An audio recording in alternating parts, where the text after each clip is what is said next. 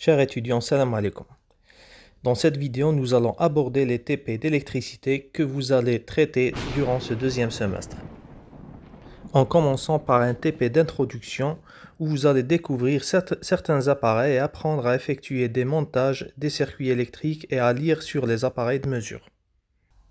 Ici, nous avons le matériel utilisé dans cette séance. Nous avons donc une boîte de résistance à décade ou simplement une résistance variable, une résistance de valeur inconnue, deux appareils de mesure, notamment un voltmètre et un ampèremètre, et aussi nous avons un ensemble de fils électriques pour la réalisation des différents circuits.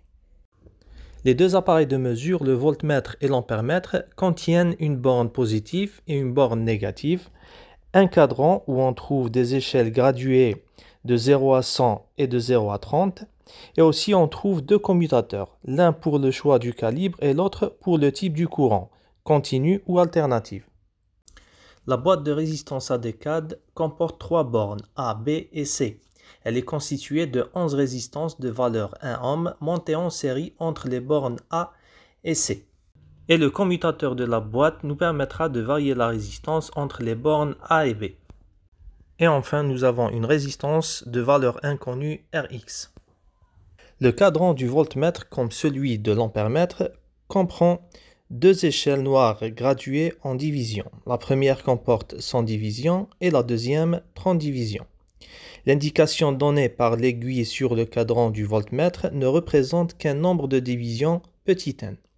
Il faut déduire la tension V à partir de cette lecture, petit n, en tenant compte du calibre choisi et du nombre total des divisions, grand N, sur l'échelle choisie. Donc, nous allons utiliser la relation V égale petit n multiplié par le calibre divisé par l'échelle, grand N. En effectuant une lecture sur les appareils de mesure, nous allons commettre deux types d'erreurs ou deux types d'incertitudes. Une incertitude de classe ou d'appareil qui est notée delta V classe pour le voltmètre et delta I classe pour l'ampèremètre. Elle est donnée par la relation de calibre choisi multiplié par la classe de l'appareil divisé par 100. La classe est une indication donnée par le constructeur qui se trouve sur le cadran sous forme de chiffres suivis d'un symbole signifiant le courant continu ou le courant alternatif.